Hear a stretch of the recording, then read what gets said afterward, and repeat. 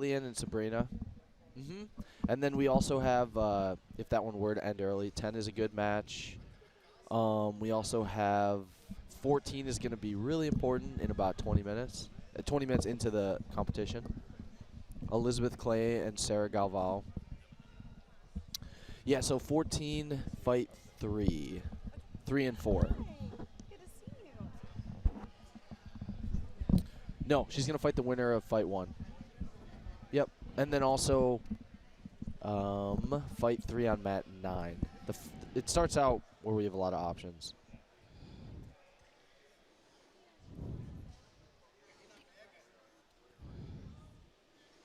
Okay. And I can always hit. Okay, perfect. Yep.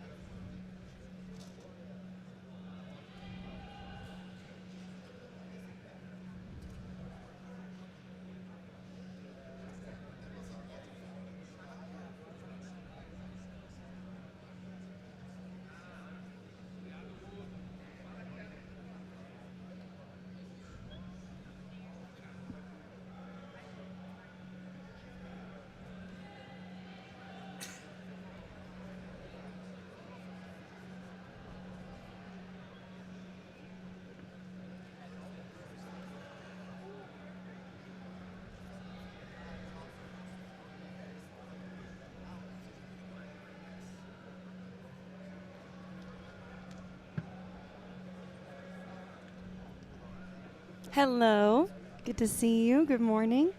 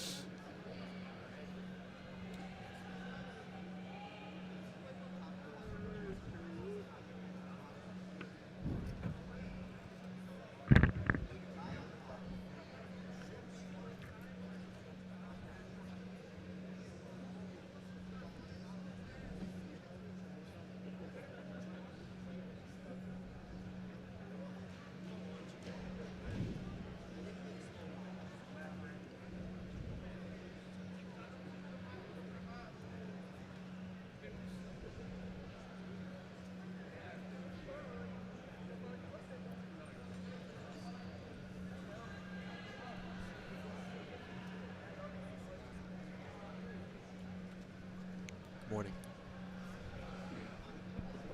Good morning.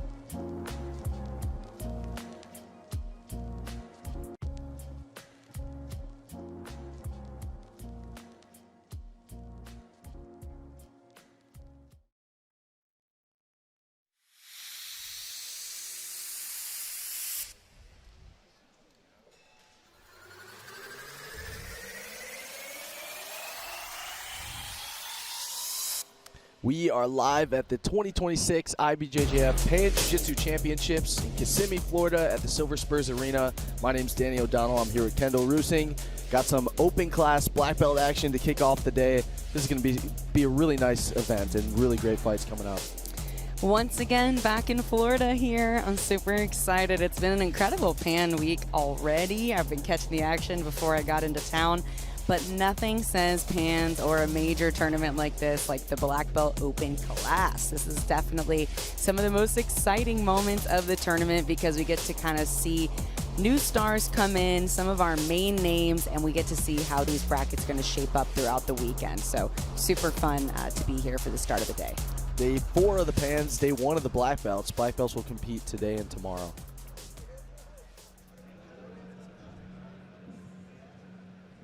So your Black Belt Open Class matches will be on mats 9 through 14 to kick off the day. We are going to start over on mat 9. We've got Sabrina Souza and Lillian Marchand about to take the mats.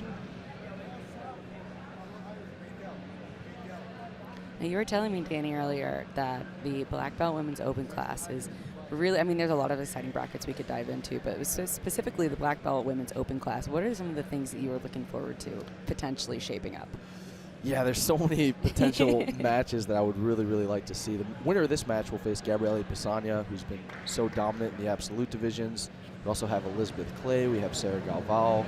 I think maybe potentially a rematch from the European absolute final between Sarah and Gabrieli could be really interesting. Of course, I already mentioned Elizabeth Clay. She was in the absolute final of the Nogi Worlds. Expecting her to do Welcome to Day 4 of the 2026 Pan IBJJF Jiu-Jitsu Championship. The fights may now begin. We're going to kick it off on mat 9. Sabrina Souza, Lillian Marchand. And day 4 of the Pans is underway. Always such a fun energy when the matches get started here in the morning. Oh, wow. Wonder if that will be a foot sweep or a guard pull there. I'm not sure if the points went up. I believe the points went up, so it was 2 for Sabrina to kick the match off. Really nice timing as Lillian pulled to the close guard.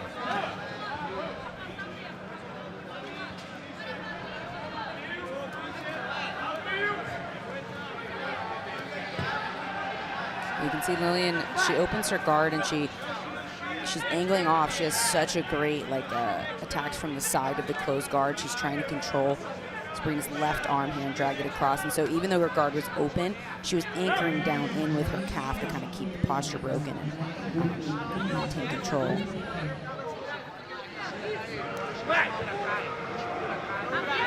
Lillian's still a relatively new black belt. Got her black belt in mid-2025. Has already done really well at her new rank. Won the 2025 Nogi Worlds. Looked really impressive at that event. She'll also be competing in the middleweight division later on today.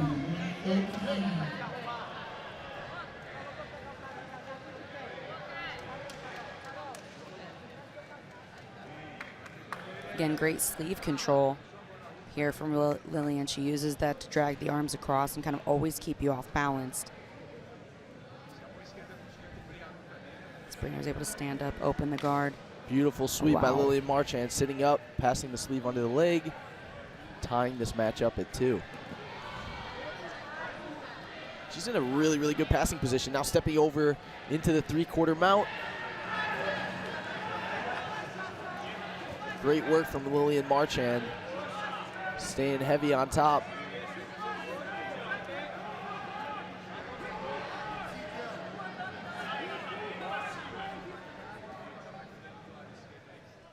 Yeah, Lillian really picking up speed here now. Look at how she has the sleeve. She had the sleeve there with her left hand of Sabrina's left arm, and now Sabrina's trying to keep that quarter guard here. You can see she's squeezing her legs together, keeping that ankle secure. But the difficulty there is that even with that foot intact, there's still a lot of damage that can be done from the top position. As she starts to set up this arm triangle, not only is she going to be more likely to be able to pass due to the threat of this submission, but also once she does pass, she's in such a strong position to finish. You actually can finish there from the quarter guard too. Wow. Passes nice to the mount. pass to the mount there. 3 for the pass, 4 for the mount. Now up 9-2.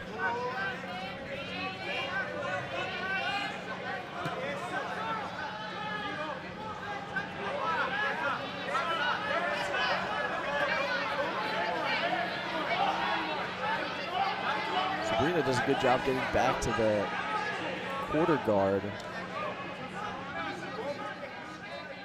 But Lillian seems really intent on working those elbows up above the shoulder. Now doing it on Sabrina's right arm.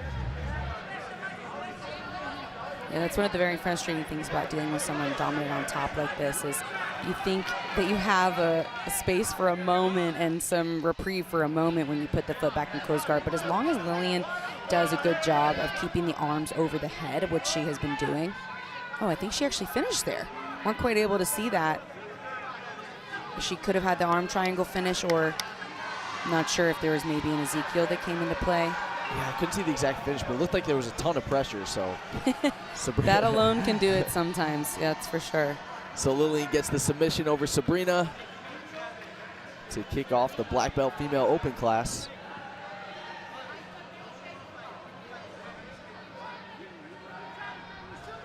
We're gonna head over to mat 10.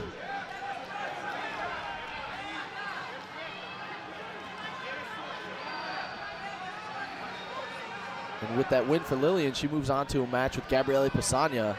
That'll be on mat 9 shortly.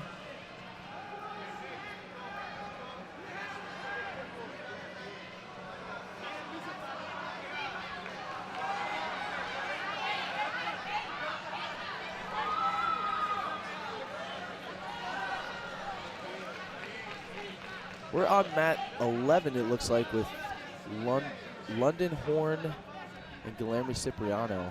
Oh, now we've switched over. Sorry. Here we yeah, go, now mat 10. We're on mat 10. Francisco Papasadero of AOJ on bottom. Gavin Saunier of Gracie Baja on top. Gavin trying to balance here in this single leg X position, doing a good job staying on top. And he's leading the match by 2 advantages as well. Obviously, we didn't see the first couple minutes of the match here, but Papasadero doing a great job trying to off-balance Gavin, knocks him down to his hand here. It won't be 2 points unless he comes all the way up on top, but now as he tries to switch off to the wrestle up here, and he got both legs secured together with his hands, he does come up and take top position. Gavin came right to this quad pod position on his feet, but not soon enough because the 2 points were awarded before Gavin was able to pop up off of his knees, it looks like.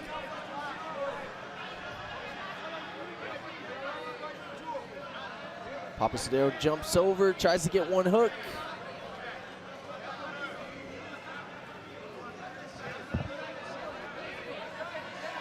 Now gets Gavin down to the turtle position.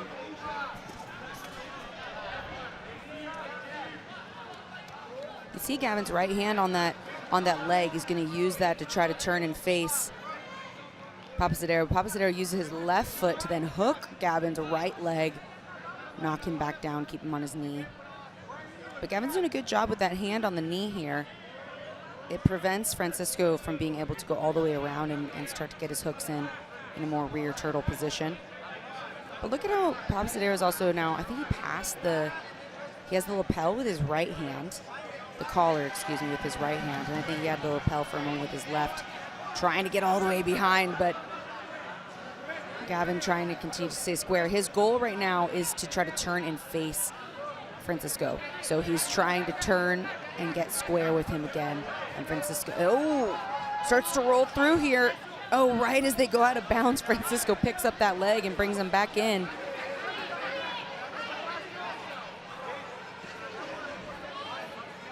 Francisco reaching for that far left leg of Gavin. Has the lapel grip, fed to his left hand.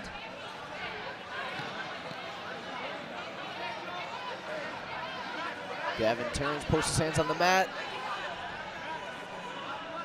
One hook for Papasadero.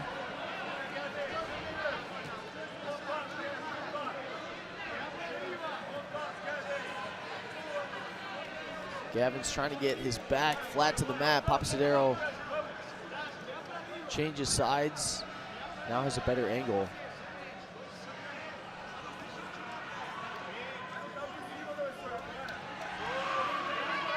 Two more points for Francisco Papasadero.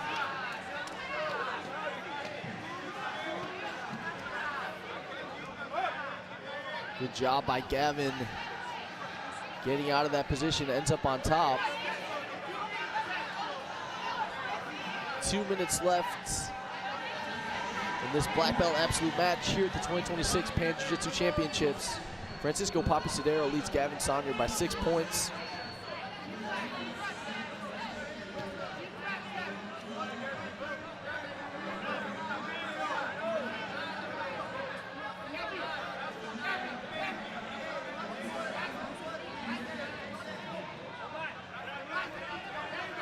Papasadero's been really active in competition in 2026. Been traveling all over the U.S., competing in IBJJF Opens.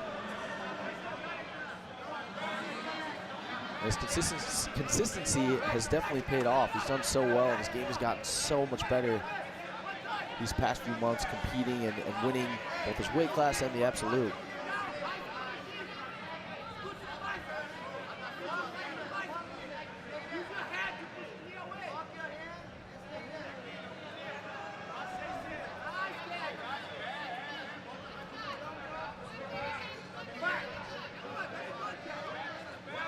Gavin's got that left hand on the far pant leg. He's looking to pass. Oh, he might be able to force Papasadero to turtle there, but that lasso of Francisco's left leg controlling that arm. And oh, he comes over for a loop choke. This could be on, but Gavin starts to rotate through. Papasadero earns an advantage there. Man, for a second it looked like Gavin had some access to the chest-to-chest connection there, but due to Francisco's choke. That was a pretty nice counter to the guard pass attempt. Yeah, well timed. Always nice to throw that on to when you're up in a points lead, right? Because the risk is not quite as high as it could be, so. Just 40 seconds here left in this match. Gavin looks to shoot in. Francisco does a great job keeping him at bay. There's really not much for Francisco to worry about here with just 30 seconds left and a 6-point lead. Even if Gavin does take him down here, he's going to have a heavy lead and not too much time for anything else to change. Of course, we've seen it happen. We've seen submissions come on in the last 30 seconds, but oh, Gavin looking for the pass here now after awarded his 2 points for the takedown. Francisco accepted and set to the guard. Now Gavin trying to climb up the body right on the edge of the bounds here with just 5 seconds left. Looking for the back. That's it. Francisco Papasadero of AOJ moves on in the absolute division at the 2026 Pan Jiu-Jitsu Championships.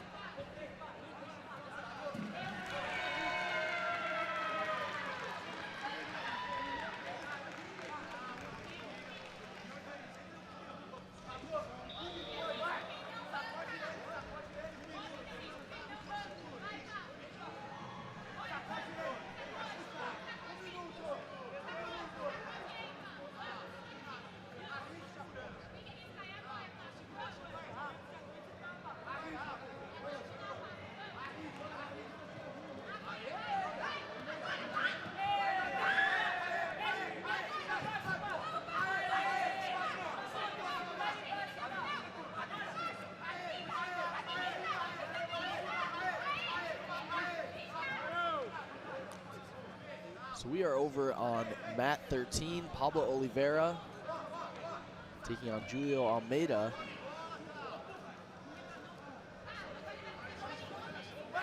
Not much time left in this one, just 30 seconds. Julio leading 7 advantages to 1 over Pablo. Julio pulls guard.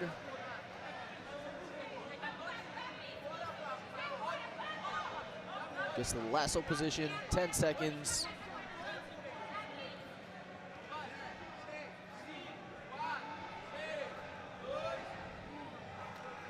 Julio gets the win by advantages. He moves on to the black belt absolute division.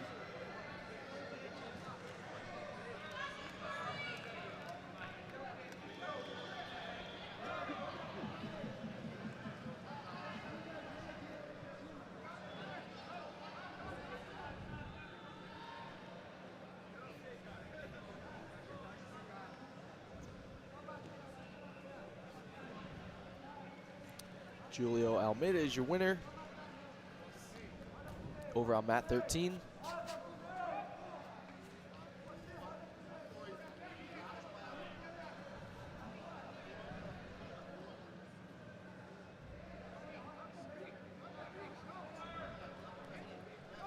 We're going to stay on mat 13. Wallace and Oliveira taking on Matias Luna.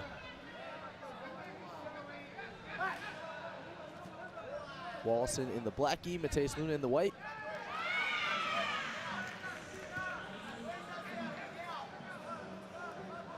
Wallson pulls guard, gets to his closed guard.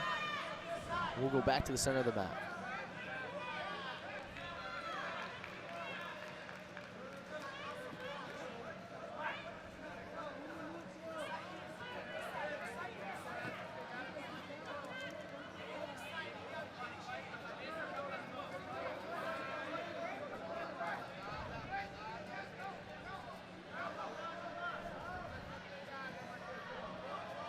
Luna looks like he's trying to set up a collar grip to stand up and open the guard, and he does get up here. Notice how he always grabs the same side collar rather than the opposite, so his arm doesn't get dragged across. A little bit of a look at a muscle sweep there, but wow, Luna did a great job bringing his elbow inside the leg.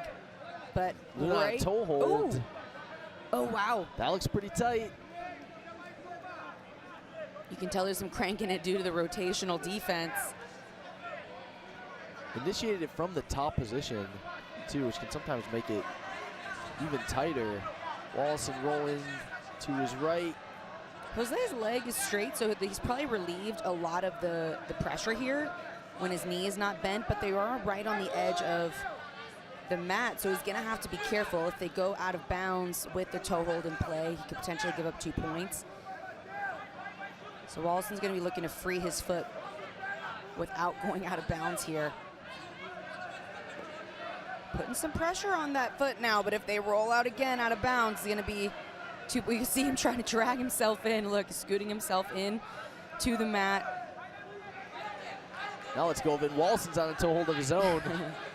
Keeping in mind, too, Wallson, if he comes up for on top position, will gain 2 points as well, right? Because Matias went to bottom position with that toe hold. Right on the edge here too, and now it's Luna who has to be careful of not having 2 points scored against him if they go out of bounds with an active submission. Both toe hold against toe hold here. They're going to go out. Let's see how they score this. I don't know if it'll be 2 and 2. Depends whose submission they thought was the threat that forced things out of bounds. It looked like Wallson had the tighter toe hold as they went out of bounds. Right, and that switched, right? Because it was the other way around before. Oh, looks like both are just going to get an advantage.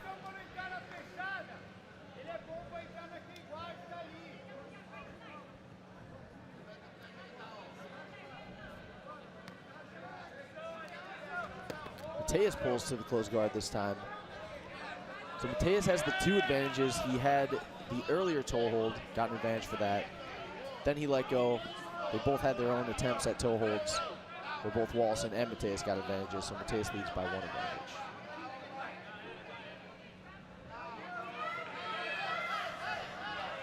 Matias underhooks the leg. Looks very similar to what Wallson was doing when he was on bottom, going for the muscle sweep. But Matias on that far leg. Over.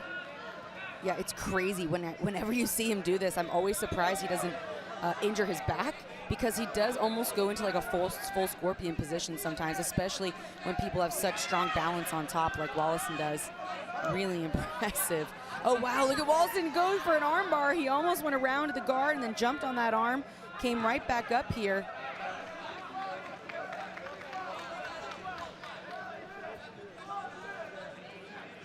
We're going to jump over to mat 14 to catch some really exciting action in the women's open class division. Here we are. On top, you're seeing Elizabeth Clay in the blue gi. This is her opening match here in the black belt women's open class. She is facing Amanda Schertz in the black gi on bottom. We talked a little bit about this women's black belt open class division a few minutes ago, and Elizabeth Clay, I think, is someone that a lot of people are really interested in seeing compete in the gi, in a black belt major in the absolute. Of course, she won double gold at the no-gi worlds back in December. Had some incredible wins, and has always been a really, really good competitor in the gi as well. Last year won the Brasileiros and took second at the worlds. She's facing the really tough Amanda Schertz. She's doing some good work from her guard.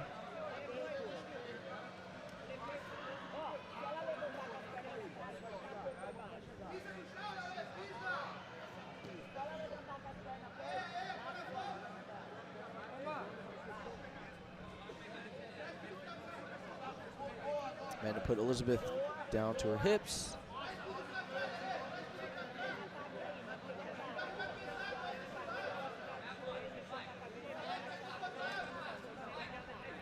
Notice how Amanda has that collar grip, because she can kind of use that to monitor and control Liz's posture. But Liz is so dangerous from this position. You can see that footlock grip she has with her left hand. It might not look like much yet, but she puts on so much pressure in these positions quickly. It's lightning fast oftentimes. Look now, she's adding some crank in there.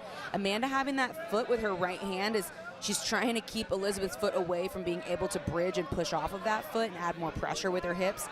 And it looks like she was able to keep the pressure off just enough to come back and reset the position a bit. She's trying to come up kind of a leg drag position, maybe open up the back with her right knee. You can see that, but Liz used her left foot to go inside the legs to stop that rotation. Elizabeth Clay's footlocks are so dangerous. Won the Pans, I believe, back in 2023, got a knee bar in the final. Now on a toe hold. Adjusting the grip.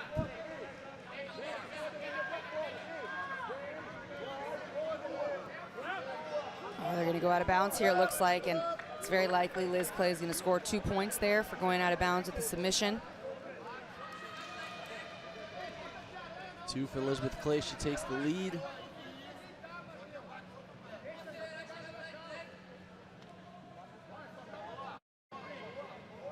Also advantage for the earlier straight foot.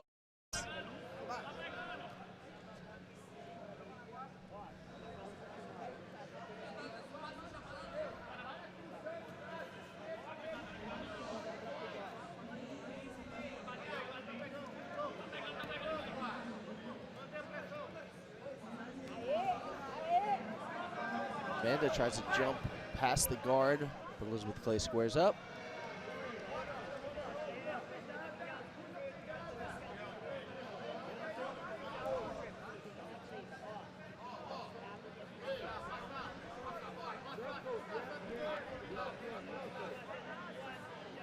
Amanda's trying to sprawl that right leg back and free that leg from Liz's grip. Liz is able to hold on, but now she resets into the closed guard.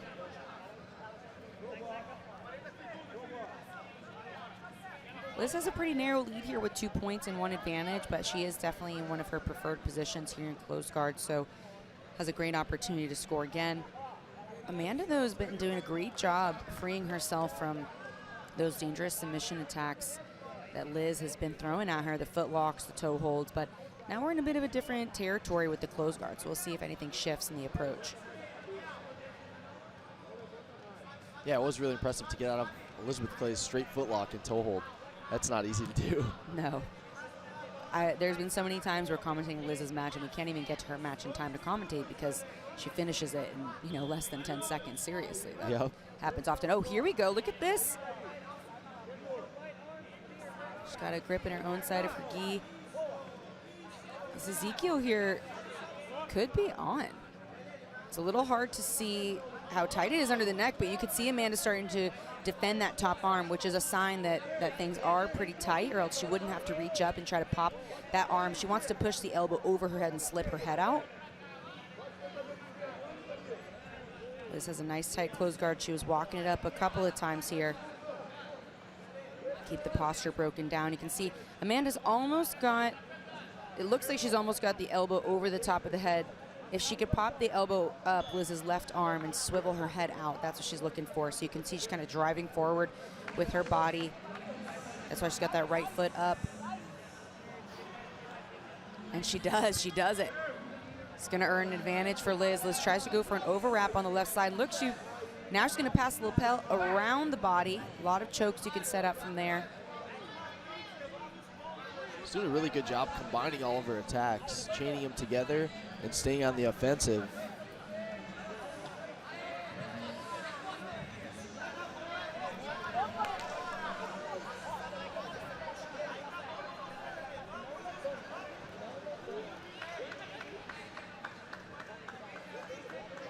Oh, Elizabeth Clay coming up. Gets the sweep. 2 more points. Oh, now they're back into a double-seated position. She had come up in that kind of funky, not reverse close guard or not reverse mount, but I forget what we call that. It's such a funny position. But anyway, came up and scored her 2. And then Amanda, in order to defend, knocked her back down and brought her foot inside. And now... straight ankle lock, and she gets it done. Elizabeth Clay locks up the straight ankle lock from that double-seated position. That's what I'm talking about. Like, you blink, you're gonna miss it. She puts on these submissions in under 10 seconds. That was under 5. Pours the pressure on. And it's such a quick tap. It's unbelievable when it happens like that. To set really up the grip and get it so tight right off the first initial bite. I think she has such an amazing awareness of how to lock in the position with the lower body, and we see this a lot of times with her heel hooks, where she locks in the position and the lower body so tight so that by the time she reaches back to actually make the grip, the pressure is already on from the hips and the legs. That's something I've noticed about her over the years. It's really impressive. It's a quick replay here. So you can see both of her legs are on the inside, and she's already getting some extension with her hips. She reaches back, puts the pressure on that foot, and it's over. Really nice start to the absolute division for Elizabeth Clay.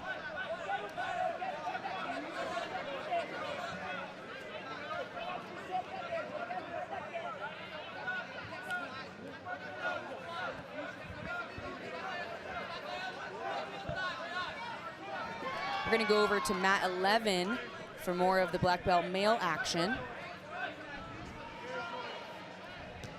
We've got Winston Oliveira and Caio Goncalves.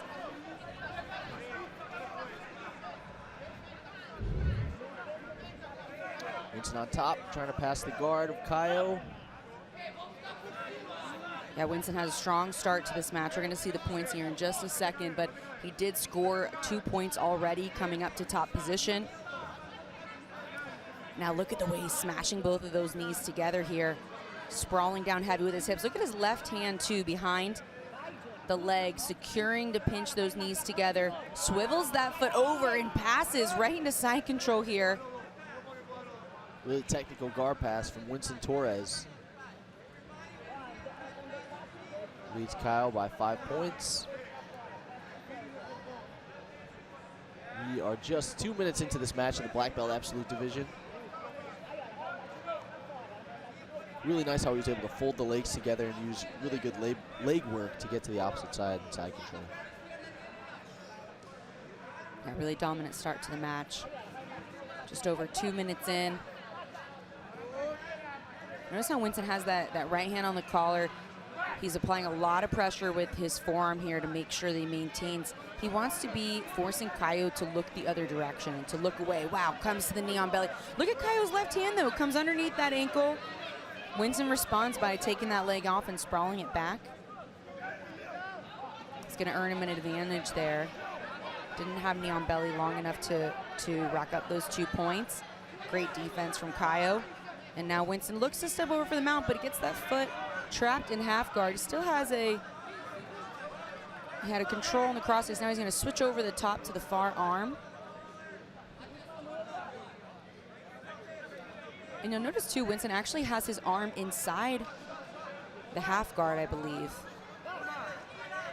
Or maybe he's taking it out to block the hip. It's a little hard to see, but his left hand was either inside the legs or he was blocking the hip already.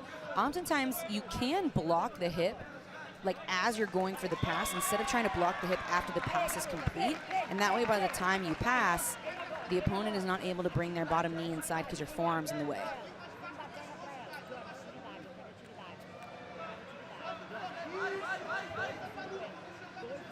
And I believe that's what's going on with Winston. Winston has his left hand buried in there on the hip. To kind of he can use that hand to push on the hip and walk north and create more pressure to the upper body. And he can use that hand to push on the hip and the knee to create space to open up enough room for his leg to come through.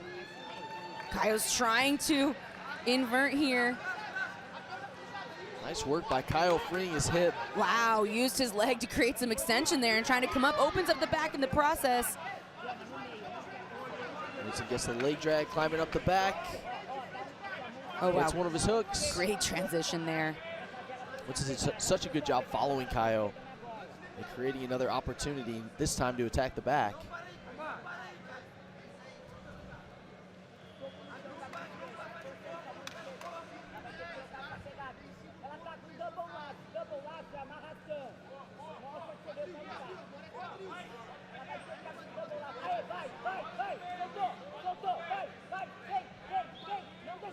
Starts bringing him over to the side. Oh, looks like he's going to transition off to the mount now. It's one of the greatest things about this position with the one hook is, oh, he has the choke grip in the collar. Look at the extension here, and he gets the finish. Winston Torres advances in the black belt absolute division. Beautiful submission from the back over Caio Goncalves. Man, a lot of pressure coming down there on that choke once he had the grips in. You could see he sprawled all the way over the top of the head, and that's how you know usually an athlete is very, very confident that the grips are in the right position. So it's almost like, you know, they'll give up the back position to go for the finish and drive all their weight over the top of the head, sprawl out, their hooks come free, and enough pressure goes on the back of the head to secure that position. You know, I saw Winston earlier near the bullpen, and he goes, Kendall, I just want you to know that this year's going to be different. I was like, okay, I'm ready. I believe you. It's a fantastic start for him. Yeah, he's definitely got a good energy about it for the tournament this weekend. Caio did a good job creating some space and giving himself an opportunity to escape, but Winston just followed him, got the back, got that grip in the collar, put the pressure down, and finished.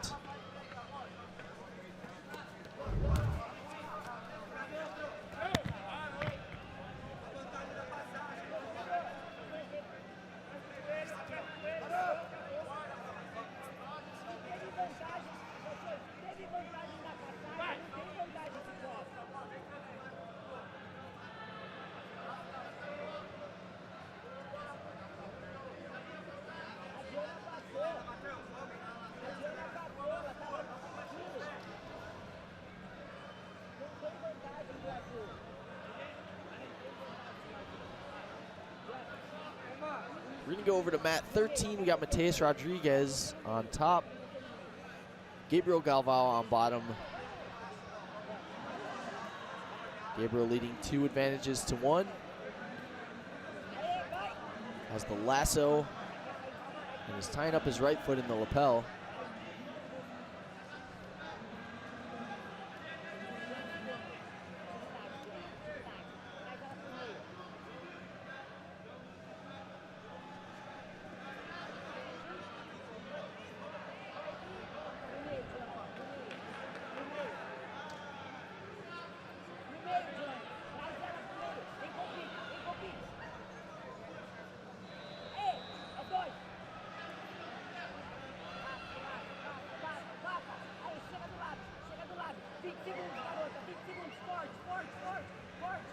Gabriel trying to off balance.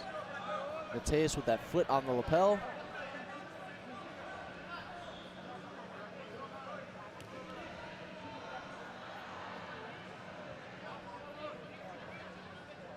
Matias is representing AOJ. Gabriel Galval representing Soldiers Jiu-Jitsu.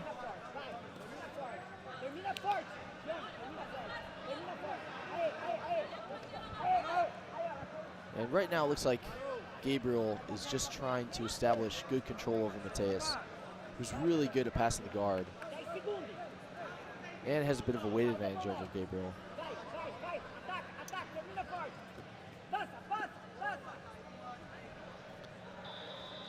Some of these positions with the lasso and lapel can be pretty hard to get out of.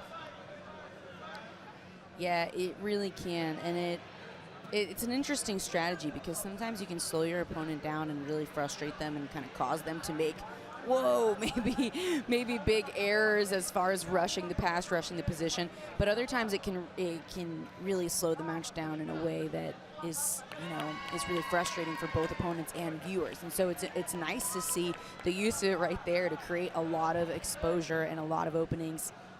It's some nice action. Almost got some big overhead action and off balance there, but Matias was able to maintain top position, kind of reset his base.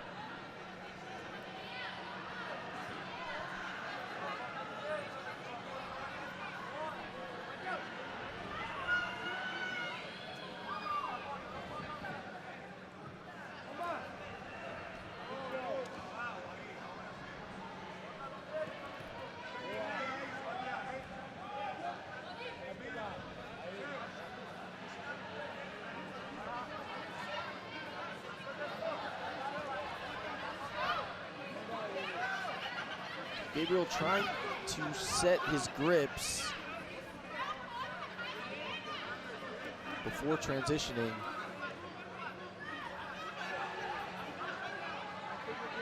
Looks like he may want to attack the back once he uncrosses his legs. But Matias doing a good job controlling the left-legged Gabriel, which is making it hard for him.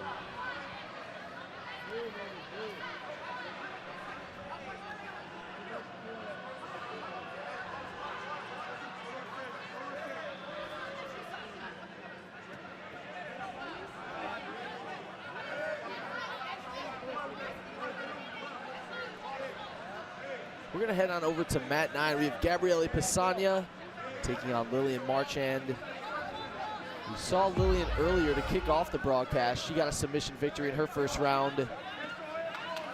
Yeah, she taking on the queen, Gabrieli Pisania. Yeah, she looked fantastic. She looked fantastic, but this is the greatest of all time we're talking about here across weight class and open class. Gabrieli Pisania, the most winningest female jiu-jitsu athlete of all time, and certainly up there for the men as well. Has she topped? I think she has topped that now, Danny, right? She's the winningest of all time across male as well. 10-time world champion for Gabrieli, yeah. Insane. Incredible. And she's still, very young in her career. Right? Bouchecha has 13 world titles, so there are a few people ahead of her still, but she's still only 25. She's going to be competing at the Worlds for a long time. For sure. And I was going to say, as far as Grand Slam titles go, I think she's definitely at the top ranks because she's won like every Grand Slam tournament, Pan, Euro, and then obviously went to Nogi as well. So it's really impressive what she's done. And like you said, she's still 25 and got a long career ahead. Yeah, it's been amazing watching Gabrieli Pisania dominate the black belt level where there's so many high-level competitors. This match is interesting to me, too, because Sarah Galval fought Gabrieli Pisania in the final of the Europeans, very close friend of Lillian. So I'm sure after the brackets came out and they saw that this match was a possibility, they discussed some strategy, yeah. Maybe some ways for Lillian to slow down Gabrieli.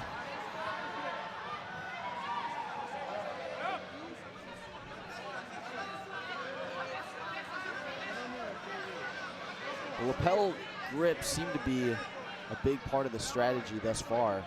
Yeah, I was going to say that the lapel grip seemed like a good strategy as well, especially when you're going with someone who has quite a bit of size and strength on you. That can be a very helpful way to keep them at bay a little bit.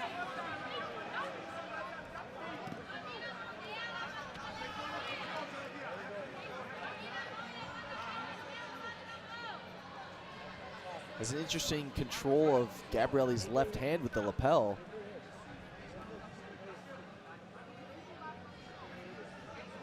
See if we can get an angle so we get a better look at that. But Lillian is really, really good at the arm drag from the close guard. And it looks like she's trying to force Gabrieli's arm across her body and climb up to the back. She's making some progress. This was a technique she used in the color belts with a lot of success. You can see how wrapped up Gabrieli's hand was with that lapel. Right. I was going to say, it definitely is one of the better strategies with someone like Gaio Pisani, because her open guard passing is so impressive. She's really able to kind of shut off people's attacks. She does a great job at leg drags and finding the back, but she also does a great job at just pinching the knees together and smashing through people's guards. And so if you can have a strong close guard and stop her from being able to be on her feet and get those side angles, like she creates these side angles and then closes the distance and really brings a lot of heavy weight forward. So if you can keep your close guard and use that to climb around to the back without having to risk too much, I can see that being a really smart approach here for Lillian. That grip around Gabrieli's left hand is so interesting. It's wrapped a few times around the arm. And it looks like she's using it to get some good leverage to try to expose the back with the arm drag. I think what it does too is it stops Gabby from being able to get a strong grip on the lapel in order to stand up. See, she wants to stand up to her feet here and put some pressure on the legs to open them up. So ideally, if you have control of that hand there, it stops your opponent from being able to stand up and open the guard. Obviously, Gabby felt comfortable enough to stand up even without control of her own hand, which is unique. But now she has forced Lillian to open her guard here and switch strategies, and this is where I think Gabby is going to start to bring a lot of pressure on. It looked like she might be going for a knee cut, but now Lillian's actually set up. Maybe she's looking for a choke. Can't totally see the angle there, but has that butterfly hook in with her left foot. That's going to help her off balance. Gabby, if she can bring Gabby's weight forward on the upper body, she could follow it up with that butterfly hook and start to come up on top. Really impressed with what Lillian's been able to do so far from the bottom position. Oh yeah, look at her come up. Oh, Lillian trying might to be get able to the score sweep. here. Wow. Repulls, but gets an advantage. So Lillian Marchand, halfway through the match, has the lead over Gabrieli Pisani. Wow, that was very impressive. You can tell she came in here with a very specific game plan. It looks like she's executing it very well so far. Well, it's really difficult. You know, Gabby has been in the spotlight and has been dominant for so long. Like you said with the match with Sarah Galvao, anytime someone sees an opening of something that might work, her game has been kind of impenetrable now for years. I'm sure that there's a lot of studying going on around how to beat someone like Gaio Pisani and how to exploit any of her very few weaknesses. And so, like you said, I think that was a good call, Danny, that because of the match with Sarah Galvao, and obviously Lillian and Sarah are close, I'm sure that helped a lot in the strategy and approaching this match. Has the lapel grip with her right hand, cross sleeve grip with her left hand. Yeah, Gabby's looking to come around a side here and start to pass, but Lillian's left foot in the armpit, keeping her at bay.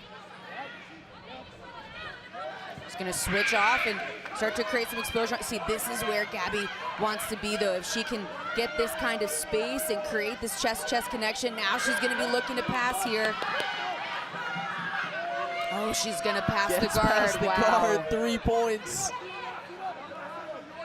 That was a great call, Kendall. You said how good her passing was once the guard opens up and she gets grips. As soon as that happened, it took about 5 seconds for her to get chest to chest and then establish that side control position and those 3 points. Yeah, man, I think Lillian had a really good approach here, trying to keep her tied up in the close guard and have to keep those lapels around the hands. And it was a really good effort, but once Gabby got what she wanted and got that space, she's so great at, once she finds the opening, she cuts the angle before she comes into the guard. And then as she comes in, she already has such a good angle to pass, and she's bringing that pressure down. it's just really excellently timed and placed. As a big deficit for Lillian to come back from now. She's definitely going to try, but she, down these 3 points, she would have to either find her way to the back or she'd have to sweep and pass then again. One of the things to know about Gaio Pisani too, having experienced it many times myself, is you can see some of the movements here. Like, she is very, I don't know if there's, the only way to say it is mean. She's very mean with her movement. She'll drop her hip in your face repeatedly over and over. We've seen that a couple of times with Lillian. She is not afraid to be very aggressive. And she's, you know, she's got the knee on the face here, the shin across the face. She is not afraid to use a lot of strength and power and aggression to make you uncomfortable. Look at the elbow in the forearm, just grinding over the jaw. Yeah, it's pretty brutal.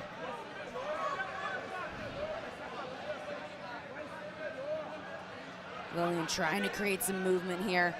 Oh, looks like she's about to recover the guard almost. She has that lapel now behind the leg.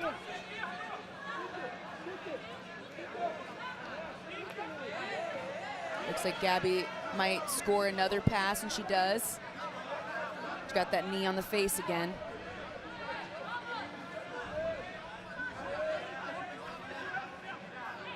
Lillian definitely not giving up, doing her best to get on her side, make some frames, create some space. Yeah, Gabby did a great job using her forearm there to make Lillian turn the other way. Kind of floating her hips on top. Looked like she might have gone to mount for a second there, but back in the half guard. Lillian has the lapel grip wrapped around the back, has a half guard, but Gabrieli has her left arm over the head, good angle with her hips.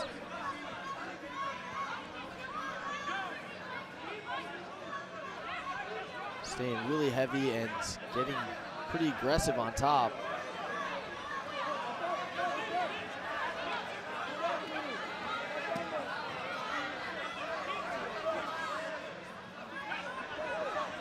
Lillian gets back to her guard, opens up, doesn't have a lot of time to work.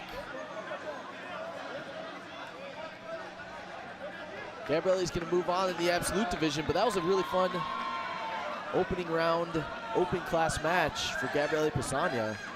Yeah, really impressive performance by Lillian too, taking the lead early on with the advantage. Gabby coming back strong with that guard pass when she got free and got that space.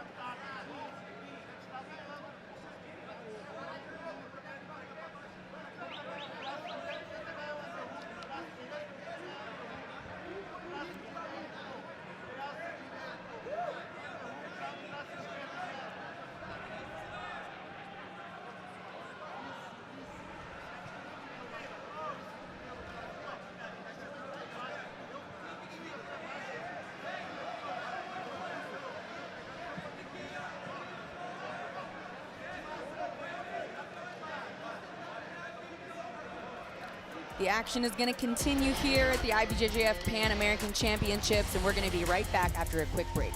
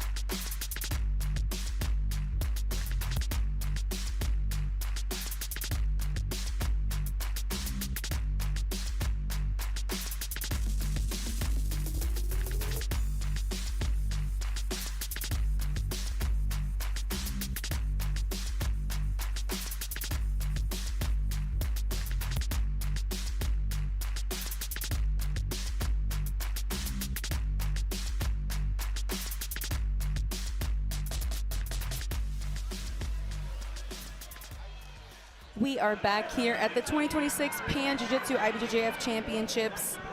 And this is Kendall Rusing and Danny O'Donnell calling the action for you. We are jumping right back into our men's black belt open class. We're on mat 12 with Luis Conterera and Miguel Costa. No score at this point in the match, almost 3 minutes in.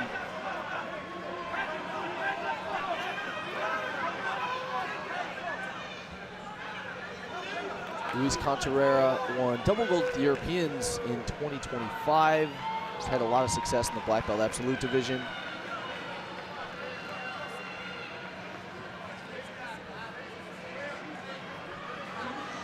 Came into this absolute bracket as the #2 seed. Number 1 was Gabriel Veloso of Soldiers Jiu-Jitsu, who recently won the absolute division at the Europeans. Miguel pulls guard. Gets to the De La Hiva, ankle control.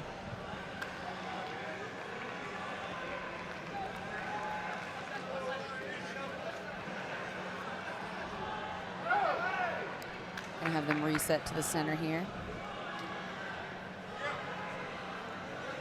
Luis Conterera is representing Team 6, BJJ. Miguel representing Asenjo Brazilian Jiu-Jitsu. Luis has that grip on the left sleeve of Miguel, trying to break the control on the pants and the ankle.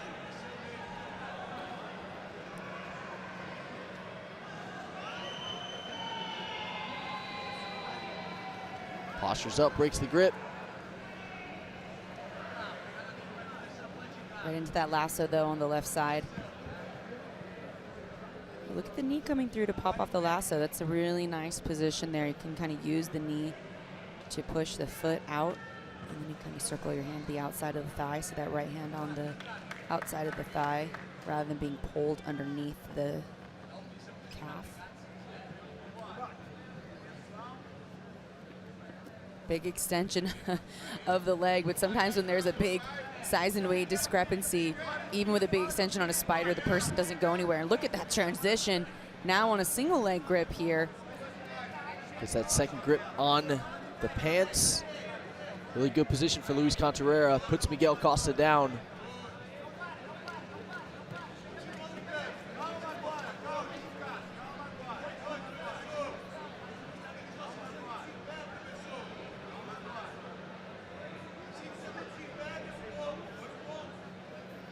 So referee signaling to his earpiece. The side referee table reviewing the situation.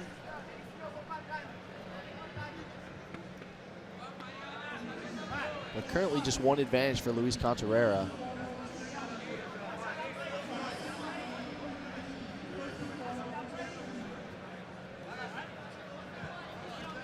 And that's how the score will stand for the time being.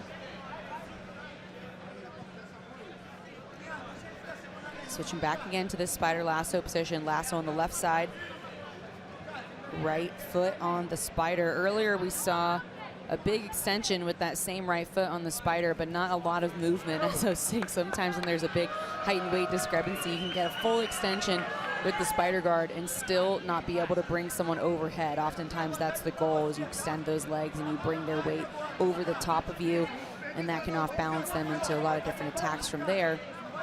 But it looked like he had a hard time earlier getting that extension.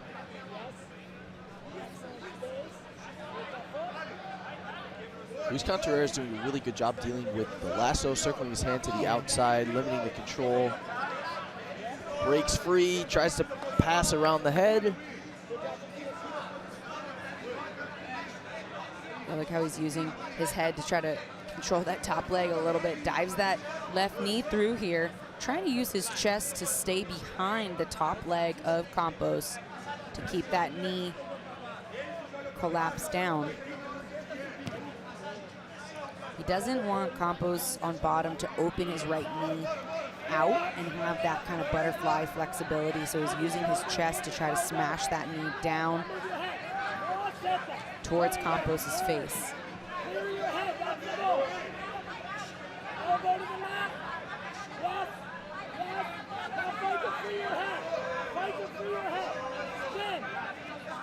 A lot of pressure now coming around to the head for a moment, now switching off to the back, he's going to be trying to keep Campos in bounds here.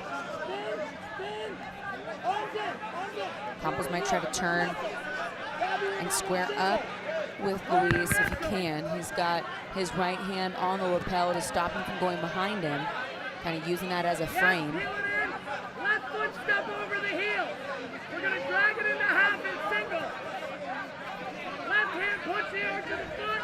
Yes, push, step, effort. Again. Push the armpit if you need. Push the armpit. Yes, flip the elbow in. 2 minutes, 40 seconds Keep staying on your left side. in this Push, absolute push. match at the Bring your 2026 hips down. Pans. Luis Conterera leading Miguel Costa by 1 advantage. Yep. He's Now been knees working to inside. pass the guard throughout the match. Has a good angle right now. Miguel Time to work. Yes. working with a good frame, posting on the bicep with his right hand. Yes. 2 breaths. Establish your guard.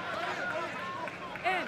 Right away. But having someone of Luis Conterera's size weighing on you and pressuring you throughout a match definitely gets tiring.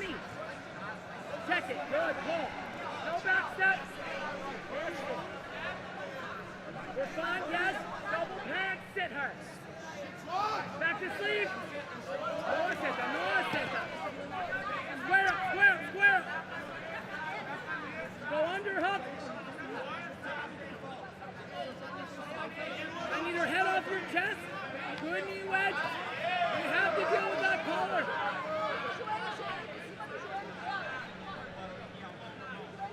Yes. Excellent. Pump. We're going to jump over to mat 10. Catch another match here. Got Anderson Ferreira on bottom in the blue, Keep the sleeve. taking on Joao Vieira, who's on top in the white. Anderson's a really exciting competitor. Has some amazing passing, but is currently working from his guard. They got some off bouncing there for a second, but Joao able to settle those hips back.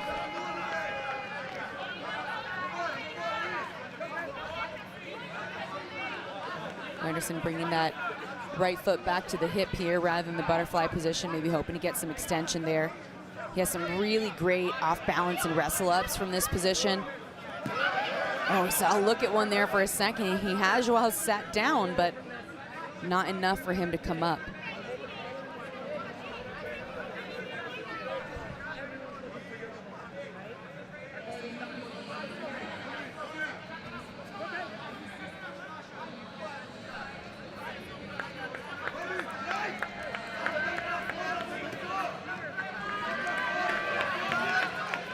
Joao bringing that pressure down here, trying to dig his head underneath the chin of Anderson, leading with his head there. Sometimes you can use the head under the chin to drive that up, but not if they have the lower body off balance, because then you put yourself at risk too if you drive your weight too far forward. So he's kind of walking that line right now.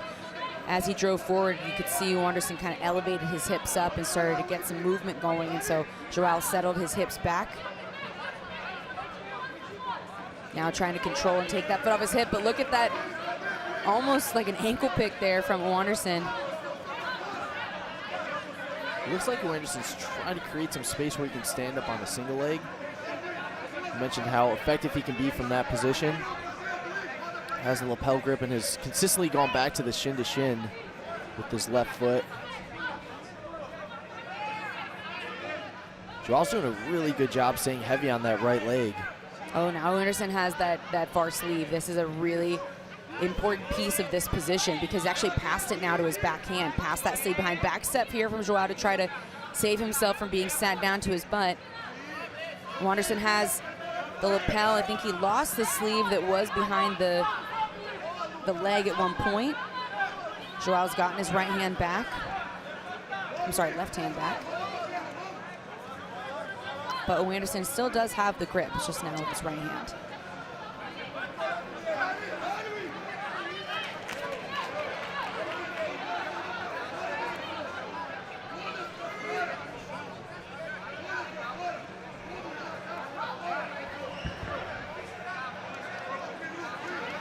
You can see here Joao's trying to drive his right knee to the ground and stay on the outside of Anderson's leg. every time Anderson gets the leg inside, he does a great job of off balancing. So you can see Joao trying to kind of not only drive his right knee down, but also step his shin over the top of Anderson's shin.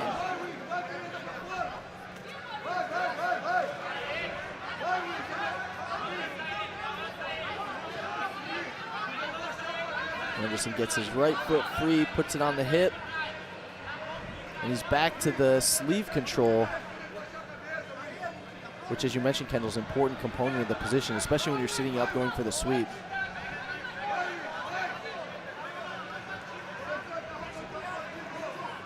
Anderson trying to keep his right foot on the hip. Joao trying to step over.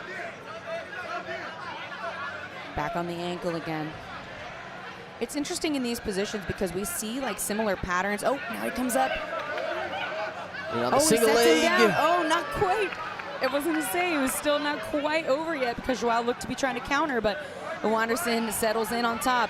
And it's funny, I was just about to say, a lot of times we see in these high-level matches, the same patterns start to repeat themselves throughout the match, and and then it comes down to who can make that tiny micro adjustment in order to get the score, even though the same kind of thing is being played out. These guys and girls are feeling each other out and making adjustments on the fly and learning on the fly in order to get the score and make an adjustment, make it happen, and he did. So he's able to come up, score 2 points.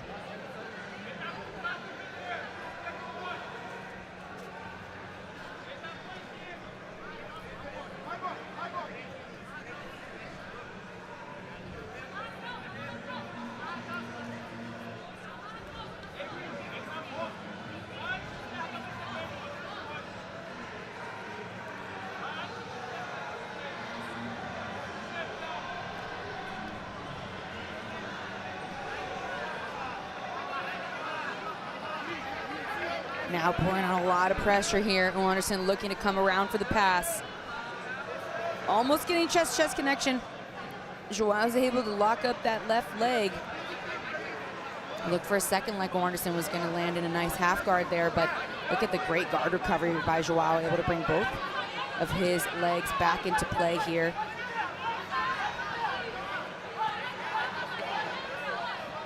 Anderson trying to break the grip on the sleeve. Brings his left knee forward.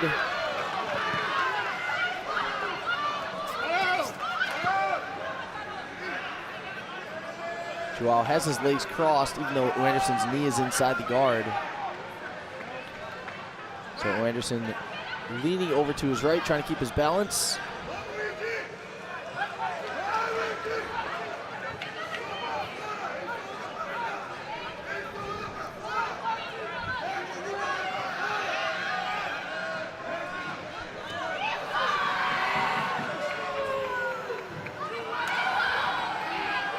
Anderson steps over the leg.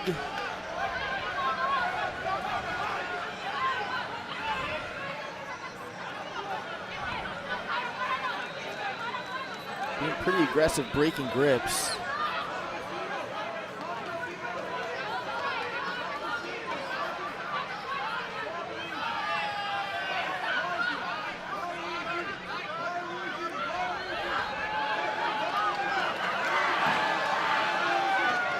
Anderson working to fold the legs. Beautiful sweep by Joao, trying to stay on top. Oh my gosh. Great recovery by Anderson Ferreira. Earns him an back advantage. into the close guard. Anderson was trying to fold the legs together. Joao used the hook on the inside of the legs to lift and off balance to Anderson, but he recovers right back into the close guard.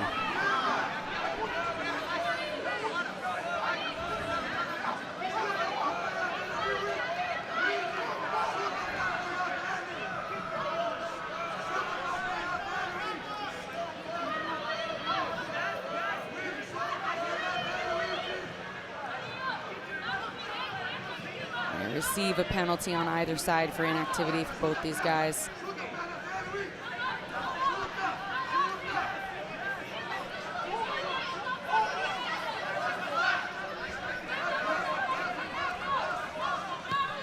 One minute left. Anderson up by 2.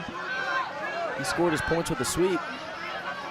Joao trying to answer back, currently playing from the De La Riva.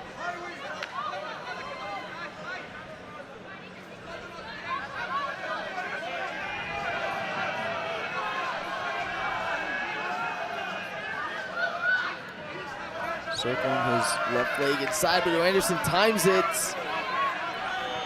Was controlling the bottom leg for a bit, but Joao was able to recover and reset back to a neutral position.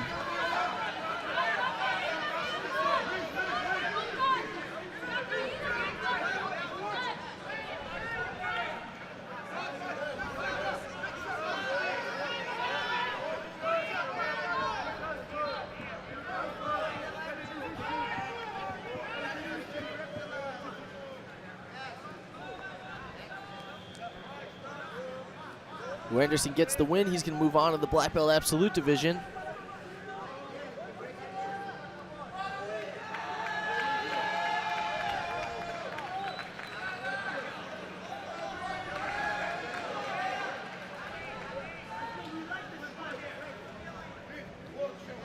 So we're going to take a look at the near sweep from Joao.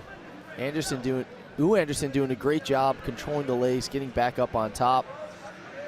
Just an advantage for Joao, so Anderson holds on to his 2-point lead. He's going to move on. Had some great matches thus far in the absolute divisions of the 2026 Pans. Anderson getting a victory. Gabriel Veloso still alive in the division. Winston Torres. Luis Conterrera just got a win. So we're moving along really nicely. Feels like these divisions are flying by. Oh, yeah. Also have one half of the female final set. Gabrieli Pisania is going to be in the final.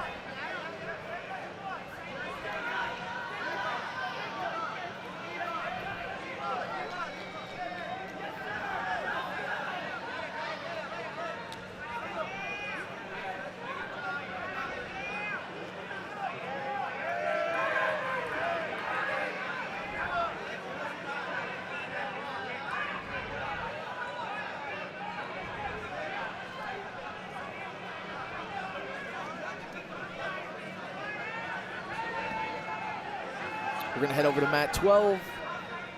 Luis Felipe of Alliance taking on Luis Victor of Marcio Andre. Luis Victor on bottom in the black gi, underhooking the leg.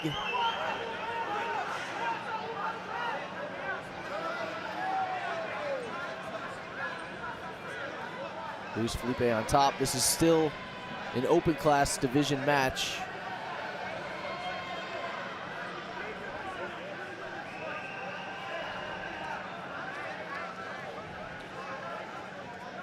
Luis Victor switches to the sleeve grip.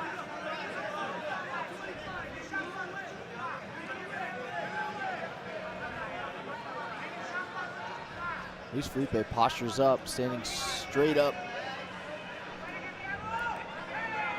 Trying to deal with these sleeve grips of Luis Victor.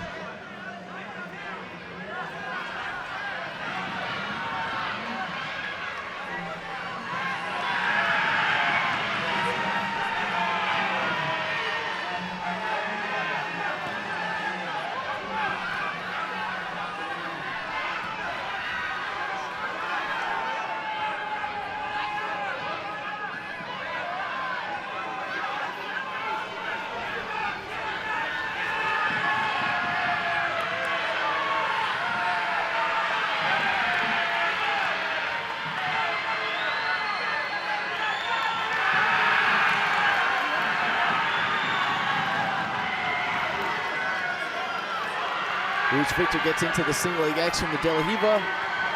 Underhooks the leg, but we're going to go over to mat 14. We have Sarah Galvao in on a single leg. Working her out to the back. Woo. Quick start for Sarah. She's taking on Maria Fregoso. And Maria trying to turn and face and get square, but Sarah already has the back exposure here. Transition was incredible. Locks the triangle from the back. Working on that arm.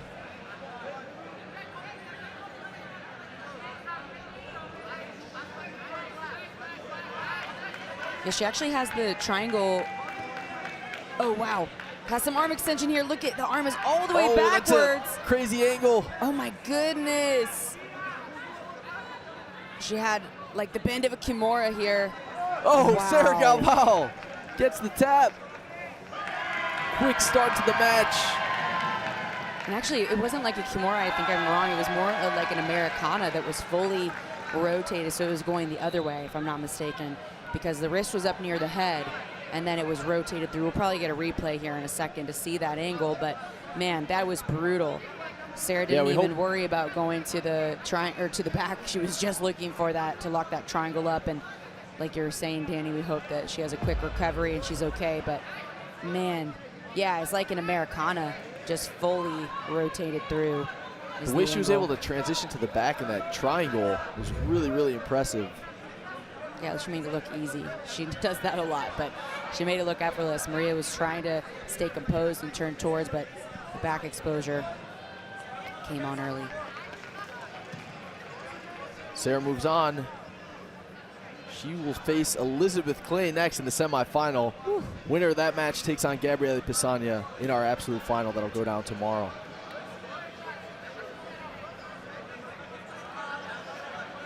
Amazing start for Sarah Galvao.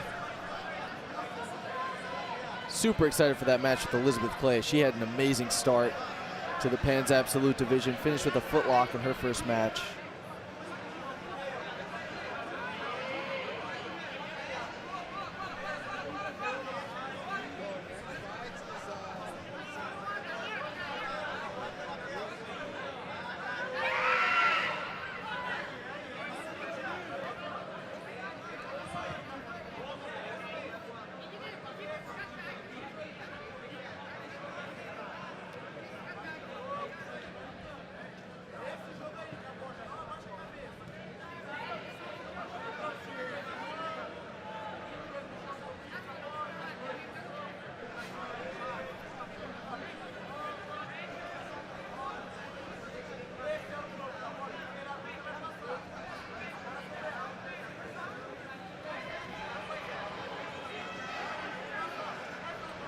We're going to head over to mat 13 for some more adult male black belt open class action at the Pans.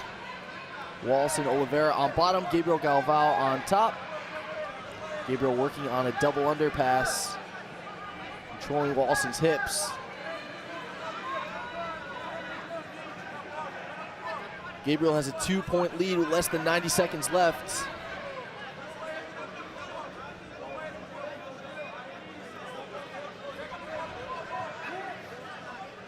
Gabriel's going to get a penalty for inactivity. That's his second penalty, so Wallson's going to get an advantage.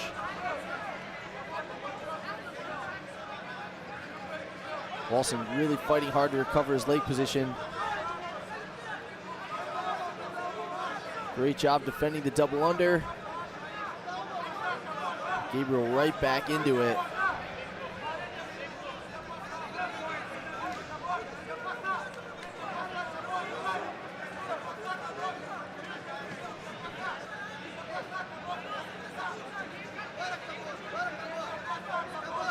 Wallson getting aggressive, working to make something happen with just 30 seconds left.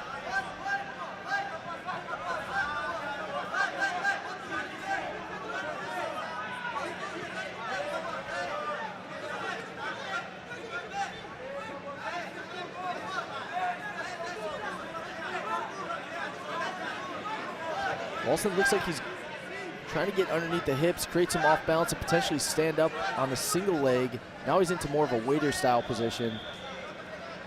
Time runs out though. Gabriel Galvao moves on in the black belt male absolute division.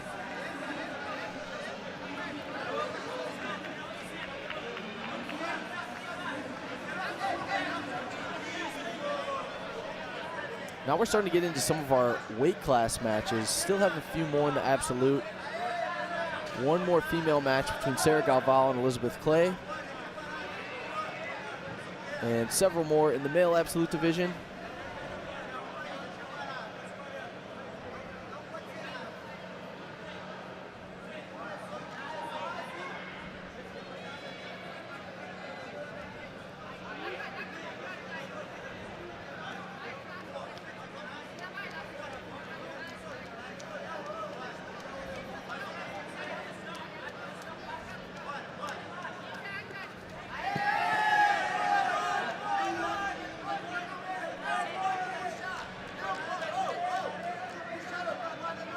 Gabriel Gavin moves on to the quarterfinal.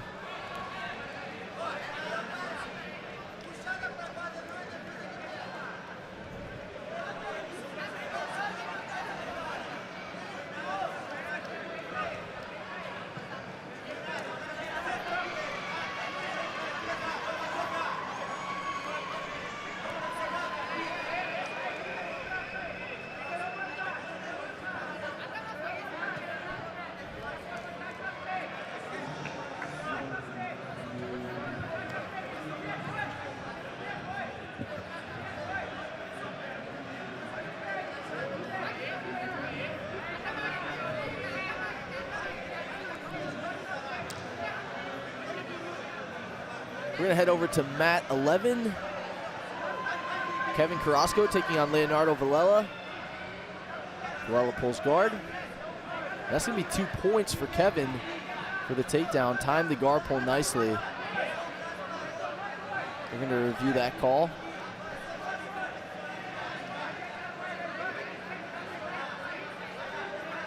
Villela into the single leg X.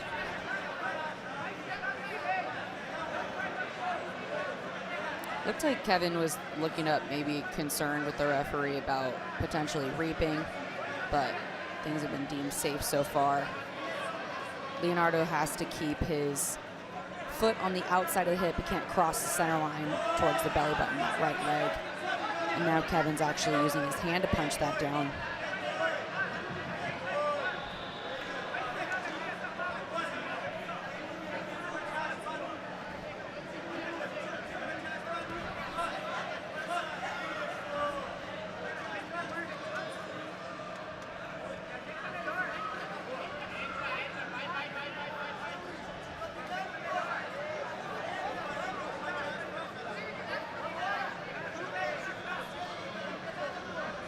Leo adjusting his grip with his right hand on the lapel, potentially looking for an ankle lock on Kevin's left foot.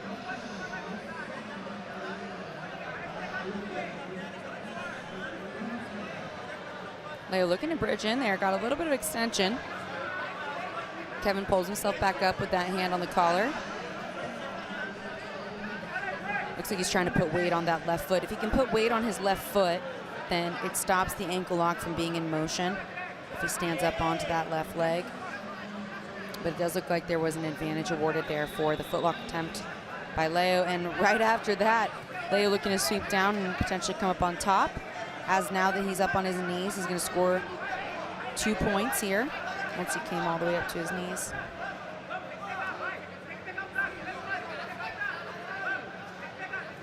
So with the advantage in the sweep, Leo Villela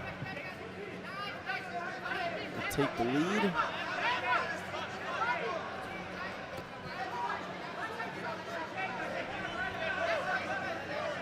Now he's right back down to his hip, working on a straight ankle lock.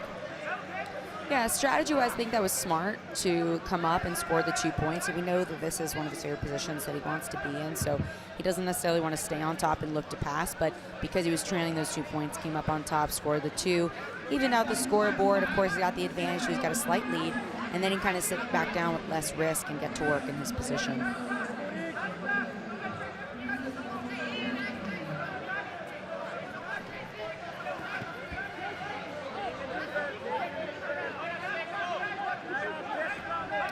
Kevin comes up. Oh, wow, jumped right through the guard there. That was very impressive.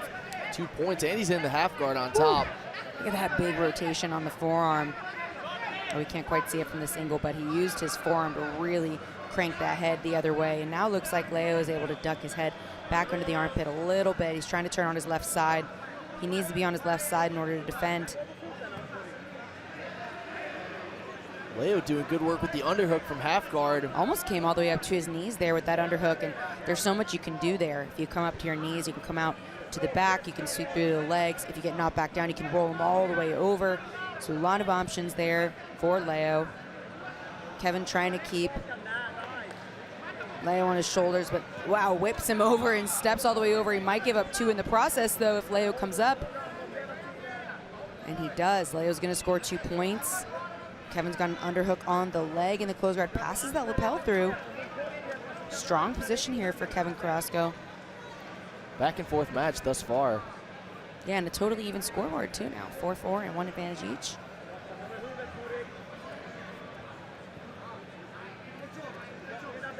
It was interesting to see Leo try to step up like he was going to step up and over that lapel to break that off.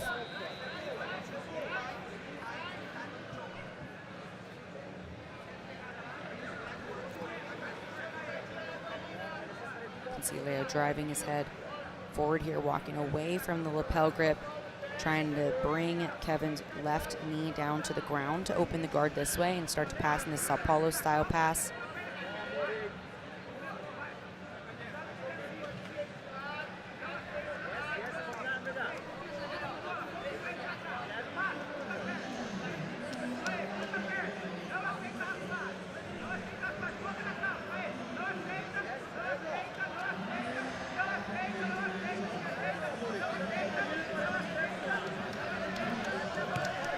Leo's still driving forward here. Same side as he was before. You can see Kevin kind of responds almost by, he was looking to kind of create a figure 4 lock with his legs, but now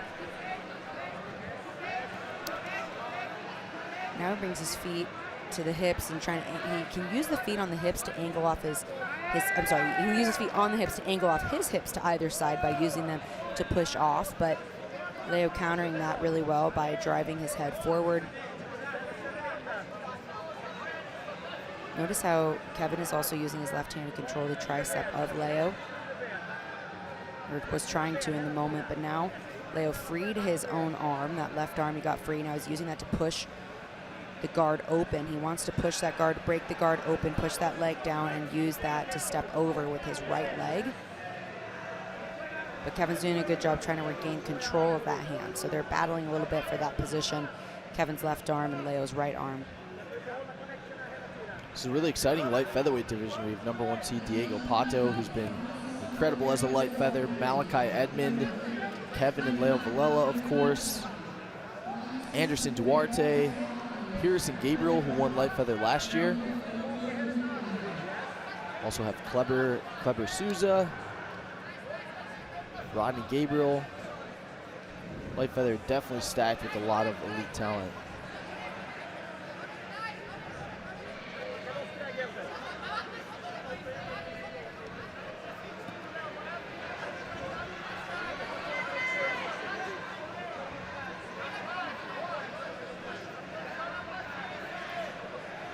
Now Kevin trying to create more of an angle, it looks like. See his right hand on the back of the collar. He could try to come around to the back, but Leo's left hand being around the waist is going to prevent that. But look, he switches his hips and almost sweeps Leo over to the other side. Great use of the close guard here from Kevin Costco. Using some of that length that he has as a light featherweight to get Leo off balanced. Yeah, I love watching this kind of use of the close guard. It can be very dynamic and off balancing, and people go off to the side, and it's just really impressive when people do it well. But Leo doing such a good job here with his base staying on top. Looks like he potentially could be making a little progress in the Sao Paulo pass. But unless he's able to step over that leg, he's going to be kind of stalemated here.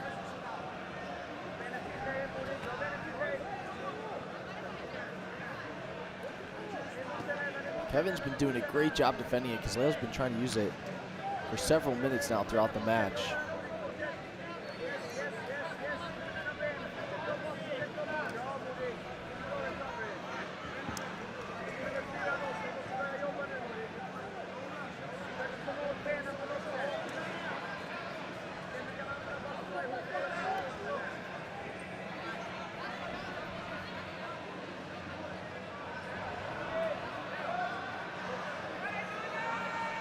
He's going to adjust his gi, tie his belt, get right back into the action.